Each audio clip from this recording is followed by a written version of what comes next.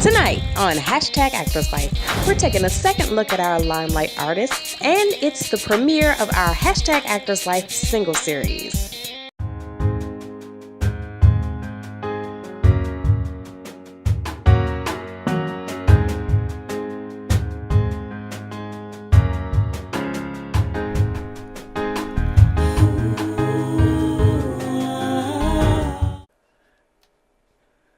So, what you think? Ah, they don't want it seeming too real. It's scared of customers. Then I'll be out for sure. What, you trying to get me fired? People are funny about their Lincoln stuff, okay? It's historical. People like their historical stuff in a certain way. They want it to unfold the way it folded up, nice and neat. Like a book, not raggedy and bloody and screaming. You trying to get me fired? I am a brother playing Lincoln. It's a stretch for anyone's imagination, and it ain't easy for me neither. Every day, I put on that. I leave my own stuff at the door, and I put on that, and I go out there and I make it work. I make it look easy, but it's hard. This is hard, but I make it look easy, and it works because I work it. And you trying to get me fired. I swore off them cards, took nowhere jobs, drank, Cookie threw me out. What was I supposed to do?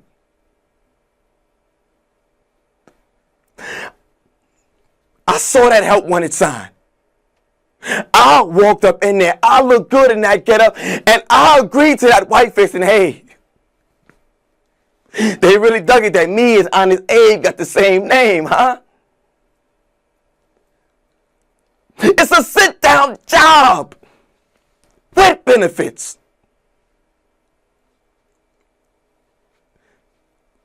I don't want to get fired.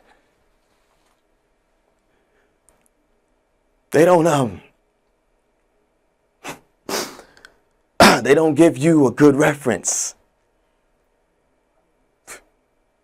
if you get fired.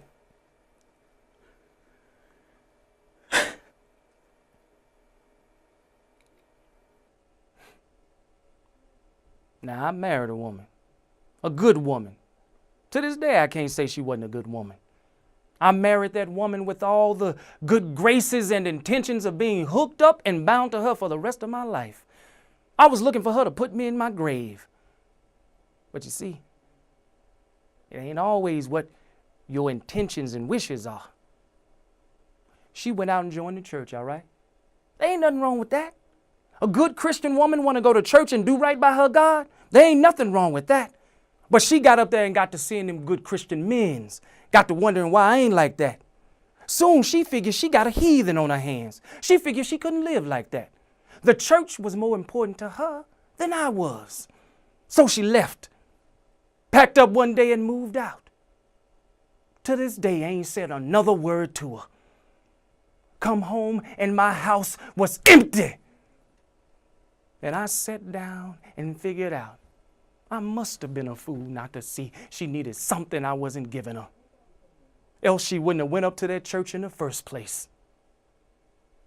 So yeah, Toledo been a fool about a woman. That's part of making life.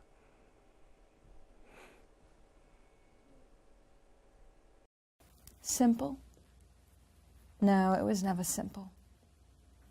Chaos, actually. The kind of love that just makes you insane. Bitter, but sweet. Yeah, but the way he looked at me. I don't know what it is, but he just had this striking chestnut eyes, and he could just figure me out in seconds. Something a lot of men have tried to do, but never really accomplished. And he just did it so effortlessly, you know? Anyway.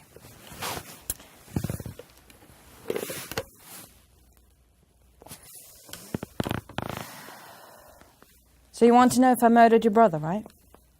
Alex, is it? You guys were close, weren't you? course I did. Same as how I'm going to murder the most strategic, infamous mafia man in the country. You see, because you don't go ahead and kill the one thing in my life that has ever kept me whole. The one person who has kept me in through anything, the truth and the lies. I don't think in your whole pathetic life you've ever witnessed anything as close to that. Why would you? You're a liar and a fool, and you're shameful for nothing. Oh, and did I add, you're stupid as well. That is why I've killed off all of your men, every last one of them, and I'm going to destroy you. And I hope you take it personal. Because it's not business. You lose something like that, you could lose yourself. And I'm not going there.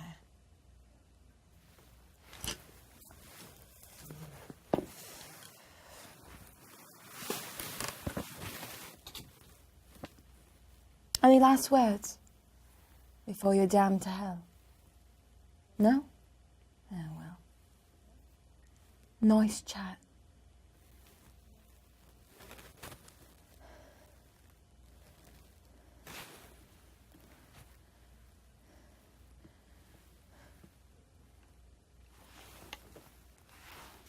I'm sorry.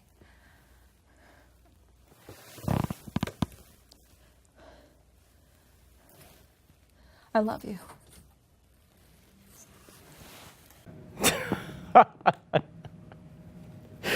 So it is Mexico.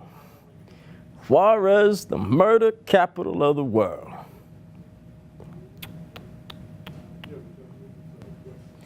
You remember back when I told you I found out the cops had a warrant out for my arrest for drug trafficking? And I told you that I had to leave town, but I couldn't tell you where I was headed? I went to Mexico. I ran to Juarez, just like you are, and I joined the cartel. Started transporting weed to New York.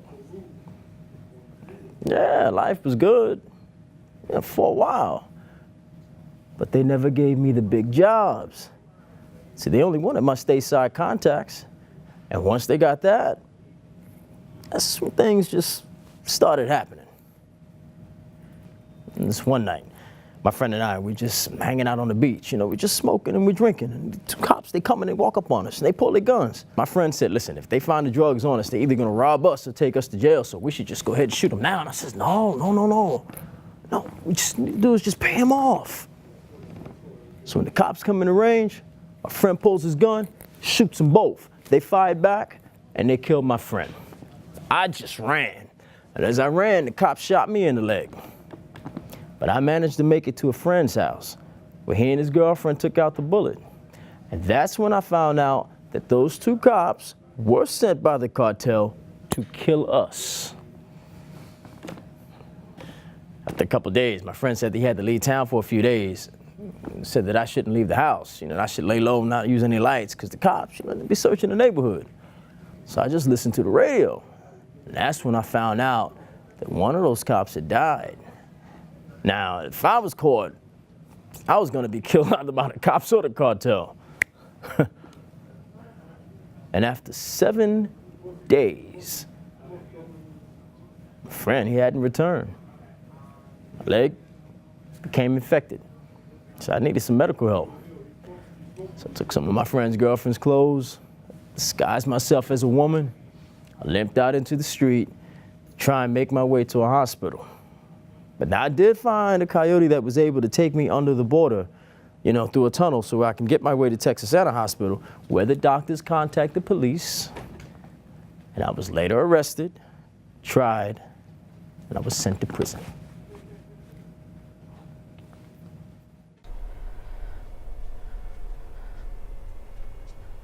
Silent before the jury. Returning no word to the judge when he asked what I ought to say against the sentence. Only shaking my head. But what could I do to people who thought that a woman of 30 years old was at fault when a lover of 19 killed her husband? Even though she said to him over and over, "Go away, Elma. Go far away. I have maddened your brain with the gift of my body. You will do some terrible thing." And just as I feared, he killed my husband, with which I had nothing to do with before God. Silent. For 30 years.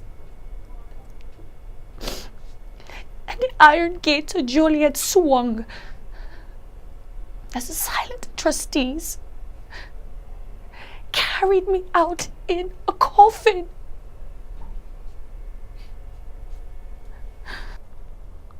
Let me tell you something.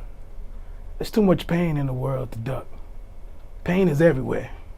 You can hide over there, you can hide over there, heck, you can hide under the table. It's gonna find you. You got pain of defeat, pain of failure, pain of disappointment, the pain of people not liking you. But you know what that's called? It's called life. You can run away from it like you have, or you can face it. What they say, ain't no pain, ain't no gain. There's that one pain you don't want to go through. That pain of regret. Wishing you could do things all over again. Until they make a time machine, they say a bottle will do. Now you special. You so special you don't know how special you are. A God-wasted talent. See, you too worry about what other people think about you than what you think about yourself. What do I know? I'm just a bum asking for change, right? Now, you're standing in my living room. I got some people coming over. I got the homeless fellowship brigade coming to grade my box, trying to give me a homeless weekly. Get out. My cousin Westmoreland. No, my fair cousin, if we are marked to die, we are enough to do our country's loss. And if to live, the fewer men, the greater share of honor. God's will, I pray thee, wish not one man more. By Jove, I am not covetous of gold, nor care I who doth feed upon my cost. It yearns me not if men my garments wear, such outward things dwell not in my desires. But if it be a sin to covet honor, I'm the most offending soul alive. No faith, my cuz, wish not a man from England God's peace. I would not lose so great an honor as one man more methinks would share from me. For the best hope I have, wish not one more, rather proclaim it Westmoreland through my host, that he which hath no stomach to this fight, let him depart. His passport shall be made, and crowns for convoy put into his purse. We will not die in that man's company, that fears his fellowship to die with us. This day is called the Feast of Crispian. He that comes safe home will stand a tiptoe when this day is named, and rouse him at the name of Crispian. He that outlives this day to see old age will yearly on the vigil feast his neighbors and say, tomorrow is St. Crispin's. Then shall he strip his sleeves and show his scars and say, these wounds I had on Crispin's day. Old men forget, yet all shall be forgotten, but they'll remember with advantages what feats they did that day. Then, familiar in the mouth as household words, Harry the King, Bedford and Exeter, Warwick and Talbot, Salisbury and Gloucester be in their flowing cups freshly remembered. This story shall a good man teach his son, and Crispin Crispian be ne'er go by from this day to the ending of the world.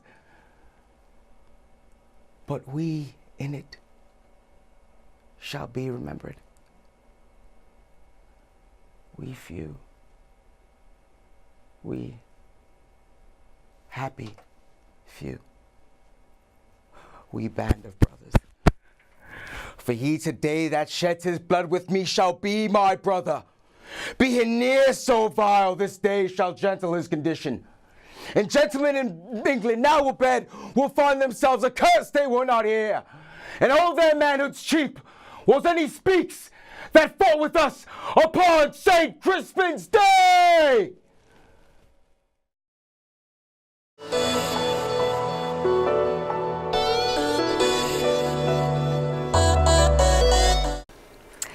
Here live right now, ladies and gentlemen, in the studio is writer, producer Bobby Ashley. Hello, everyone. Hey. How y'all doing?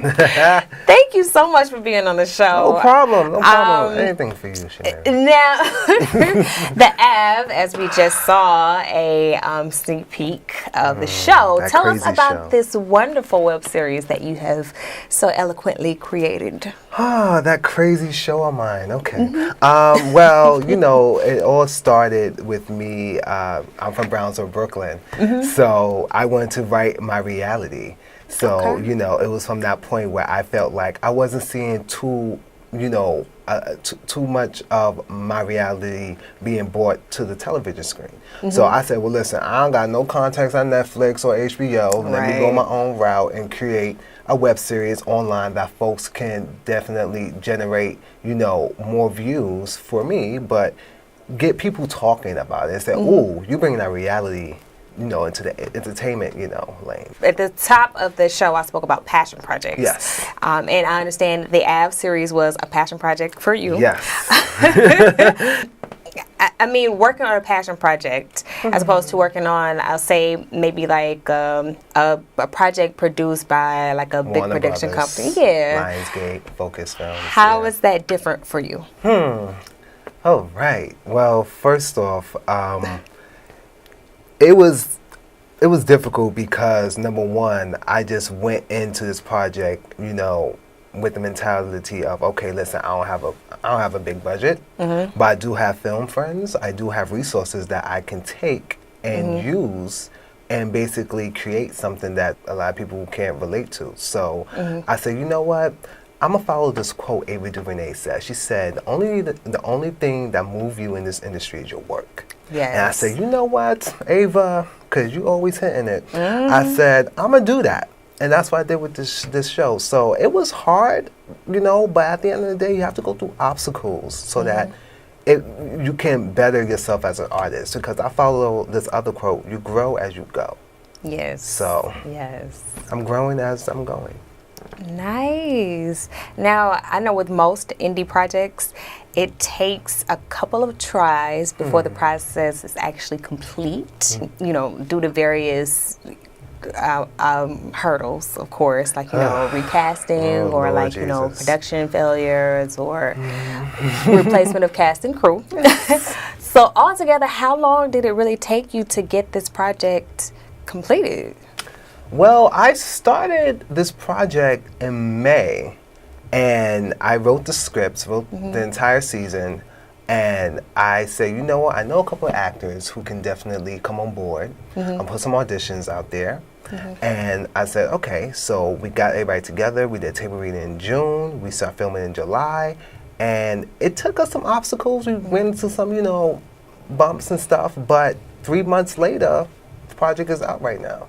So it really literally took me from May to September to do this project. But it was like the passion, not only from me, but from the producer, from my editor, from my cast, my crew. Everyone was so passionate about this project. Even people in my neighborhood, you know, in Brownsville, Brooklyn. Everybody was like, yo, we down to help you out. So it's just the passion that everybody, the energy that they all brought to the table. It was just so, you know, passionate. Nice. What were some of the learning lessons that you got from, from this project? I need to get a list. Where my list at? Anyway, just kidding. Just need a list. No, I already wrote a list. No, forget a list. I need a book. But anyway, no. One of the don't hire family members. You know, I'm keeping it all the way real. Don't hire family members who really don't have the passion for the project like you do. You know, I had a couple of folks on this project in the beginning stages who just wanted to control it. And I'm like, listen, you can't control something that you're really, you can't control the field that you really don't know about, you know? So I was like, listen, okay, that was one obstacle. Another obstacle, of course, availability, you know, trying to find a DP last minute. Once the DP dropped out, they had to find someone else. So it was so much, but my mother always told me this, you have to go through a lot in life so that God can lead you to a place where you can just look back and reflect on everything that you've been through. It's like, wow, you know. So I followed that. It was just the passion, the quotes, and the positive energy that really kept me forward with this project. Because there's some moves I wanted to give up. I said no. If I would have given up on the Ave, I would have given up on a young person trying to do the same thing I'm doing. I wouldn't have passed the torch down. So yeah. Oh, wow. So what really got you into directing and writing? Writing. The Yes. journey. Okay, so I started writing, I'm 22 now. I started writing since I was 12. So I was a little 12-year-old young cat living in Van Dyke projects, you know, and I was like, I want to write films because I saw Boys in the Hood. Yes, I was 12 years old and I saw Boys in the Hood. I know. So the moment I saw Boys in the Hood from John Singleton, I was like, I want to do that. I don't know what is that, but I want to do it. And then I saw Crooklyn by Spike Lee, and that's when I saw Plays by Tyler Perry, and I saw Love and Basketball, Gina Prince Bythewood, you know, and all those great African American films like Soul Food, you know, Minister to Society, you know, those good movies. And so I was like, I want to do that. So I started to write my reality. You know, the writing was therapy for me after losing my dad to cancer in 2000. So wow, I was sorry like, about that. So I was like, okay, I'm going to use that type of, you know, that type of energy to really move me forward in life. So that's where the writing started. The directing started in high school when my homegirl came up to me and said, I want you to direct this play. I'm like, listen, play? What are you talking about? I'm not directing a play. I don't know what I'm doing. I'm Bobby. But, you know, so it started from that. And directing, I just wanted, at first I had the mentality of just sticking to narrative films, but since I got enrolled in film school, Brooklyn College, I started to explore more, you know, more projects like, you know, music videos and documentaries and all this stuff because I want to be the director like Spike Lee. You know, Spike Lee, you can't label Spike because Spike done commercial, done this, and done that. So I'm like, well, Spike can do it, and Ava do it, Renee can do it, I can do it as well. So yeah. Yes, making your own lane. Your own lane. Gotta cave your own lane. You know, can't wait for the yes. You gotta create your own yes. Right. So, you know, every director has their own style. Ava has her own style. Spike has his own style. What would you say your style, your directorial or creative style is? My style is making sure the material is real. You know, making sure when someone watch it, my thing is that you have to know the backstory before you go into that room. You know, so I love to know the backstory of any project that I'm taking on. Like if I'm taking on a project that's based in Coney Island or, you know, based out of Brooklyn, based in Seattle, Washington, D.C., I would love to learn the backstory of it so that when I get into directing mode, I would know how the people interact with each other, what type of language do they use, what type of food do they eat, you know, what type of clothing do they wear. It's all about showing that realism so that when folks watch, they'll be like, wow, you executed the story in such a realistic way that I'm sitting back and saying, okay, he can do this. So yeah. Okay. A wonderful way to keep surprising yourself, right? Yeah. Surprising myself with a lot of things like, oh, okay, so this project is so all right. So you know, because sometimes I could put a project out there and folks be like, oh, Bobby, that was good, and I'm like, are you sure? Because that continuity was a little bit off. Right. Saying, but you ain't peeping. But it's moving like, forward. That's the director's eye, though. It's Exactly. like you see things that everyone else like really wouldn't pay attention to. Exactly. That's just like me going to a movie and watching a movie. Like some movies I can't really watch and enjoy because it's like I'm watching the performances, like I don't buy this. You know, I don't buy this. And like, everybody else like, oh, that was good. You know what I mean? Like, oh, I love that. I'm You like, did? Like, okay. It was cute, but Okay, you know, it's- it ain't for me. You know? Right, like, All right. yeah. Certain projects we should not Right, name, but yeah. you know, it's fine. Yeah. So, from my understanding, your project has been compared already to other urban indie films. Like, how do you feel about that? Like, when people compare your work to that of someone else's? Well, you know, Jay-Z once said, "Don't compare me to anybody." Just kidding. Had to add a little shade to it, but no, you know, it's just showing that young black brothers are doing their thing, and showing that we actually motivate more people to do their thing. You know, I'd rather pass, like I said, going back to like I said before, I'd rather pass the torch down to someone else than doing this. No, Yeah. you're not ready, or you can't do this, you can't handle it. Who the hell am I to say that to somebody else? Right. You know, this might be the next Oscar award-winning director or writer or producer or whatever.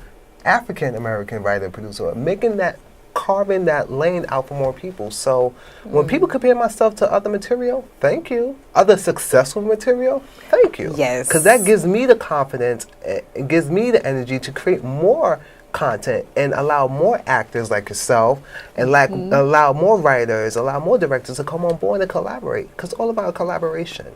And the Right. collaboration is not there, then when together. you working together, teamwork, your project will not stand. Right. You have to have a blueprint before you step out there and say, I want to build that house. Yes. Okay. I love that. So. Okay. You even work with the quotes. Exactly. Okay. I love my metaphors, you know. One thing about the world of acting, it's very moment to moment, as I will put it, because one day you're working, you're booking work, and then the next day it's like, okay, I'm looking for that next job. It's very hard. It's about making connections and networking.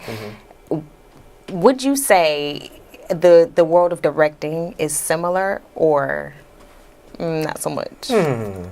Well, if like me, I'm soon transitioning into directing music videos. So, if an artist hit me up and they say, if I do, for example, if I'm like directing a music video and I'm like, okay, I put this out there, it's done by Bobby Ashley, and then I'm just start getting, stuff, and then 1 minute to stop, I'm like, well, damn, So we do have a little bit of similarities, but I would say this, what keeps me going is creating content.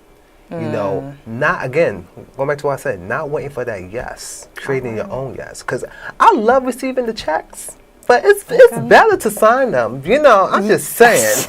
Hey. Better to sign the checks. Yes, it is. To sign the checks. So, it's just, we have the similarities and differences, but that's why I support folks who create their content. Yeah, some content won't last, and some content, don't go far. But okay, life lesson. You live and you learn, you move on and do. Be a doer, not a talker. Because people who are talkers, they talk. People who are doers get the work, put in the hustle, make sure it happens.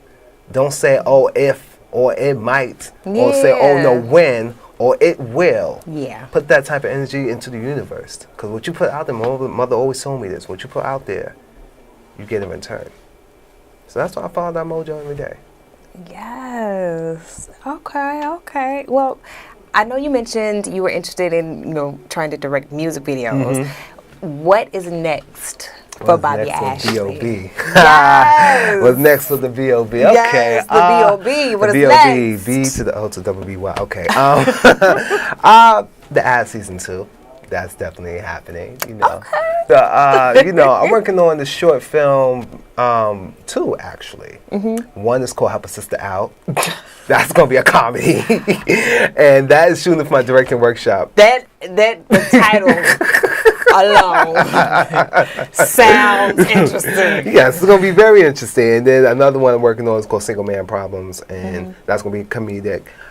Really trying to dip into the comedy, but drama-wise, working on those 2, and then soon developing my pilot, mainly based on this rookie correction officer, and he's trying to strive to what's going on in one of the most dangerous jails. And I know a couple of folks who's in that situation now, so that's gonna be a little pilot I'm working on.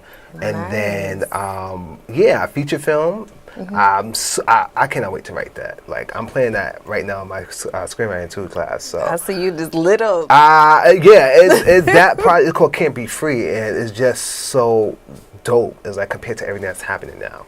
So dope. So I have a lot of projects in development. Just writing, sharpening my tools, you know, working towards becoming that writer, that staff writer on the network, and then working towards becoming a showrunner. So that's the goal.